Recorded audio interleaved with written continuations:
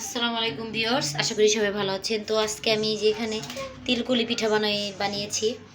তো এখন আমি এগুলোকে ভাজবো। আমার অনেক দিনের ইচ্ছে ছিল এটা ভাজবো, কিন্তু এই যে এখানে অনেকখানি পুর রয়ে গেছে, এটা আমি এমনি খেয়ে ফেলবো। তো এই কিছুক্ষণ ধরে বানানো শুরু করেছিলাম, কিছুক্ষণ হয়ে গেছে। আর এটাকে দেখুন, আর এই যে পাঁচটা তেল বসে দিয়েছি আমি, তেলটা গরম হয়ে আসছে, এখন আমি দিয়ে দেবো। তো অবশ্যই আমার চ্যানেলটিকে যারা যারা সাবস্ক্রাইব করেন না, অবশ্যই এই চ্যানেলটিতে যেয়ে অবশ্যই সাবস্ক্রাইব করে দিবেন। আর আমার ভিডিওটি ভালো লেগে থাকলে অবশ্যই লাইক করে দিবেন। সবাই ভালো থাকবেন।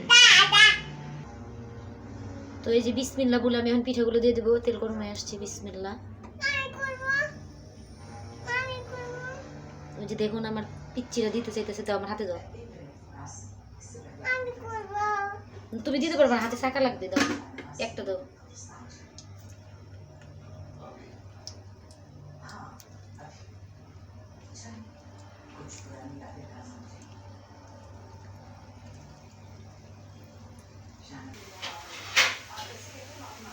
তো এই যে দেখুন পিঠাগুলো অনেক সুন্দরভাবে হয়ে আসছে। আর একটু পরে আমি এটাকে নাড়াচাড়া দেবো। এটা তেলে অনেকে এমনি ভাজে, আমি এটাকে তেলে ভেজে নিলাম যাতে খেতে একটু ভালো লাগে। তো এই যে এখন আমি এটাকে নাড়াচাড়া দিয়ে দিলাম একটু, এই যে হালকা হালকা আসতেছে। এটা হালকা আমি যখন একটু লালচে ভাব হবে সেটা তখন আমি উঠে নিব।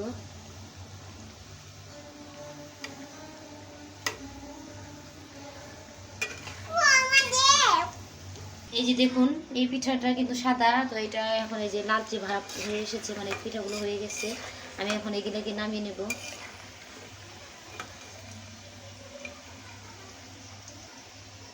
বিসমিল্লাহ। প্রত্যেকটি পিঠা আমি এভাবে নামিয়ে নিব। তো এই যে আমি প্রত্যেকটি পিঠা নামিয়ে নিয়েছি, দেখতে পারতেছেন এটা সাদা আর এটা লালচে ভাব হয়ে আসছে। আমি তো আর কতগুলো দিয়ে দিব। বিসমিল্লাহ। সাবধান অবলম্বন করে দিতেছি সবগুলা, যেহেতু তেল অনেক প্রচণ্ড গরম, হাতে লাগতে পারে।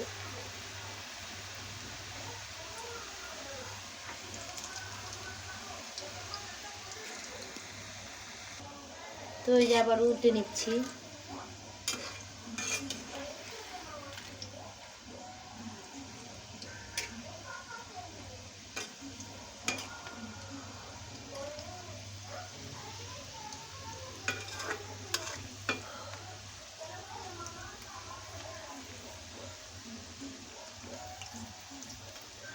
তো এই পিঠাগুলো আপনারা বাসা বানিয়ে ট্রাই করে খেতে পারেন, অনেক সুস্বাদু হয় পিঠাগুলো। এটা অনেকে পুলি পিঠা বলে, আমার একটা তিল দিয়ে বানানো হয়েছে, যেহেতু পুলটা তিল দিয়ে, এর জন্য তিল পুলি পিঠা বলি এটাকে।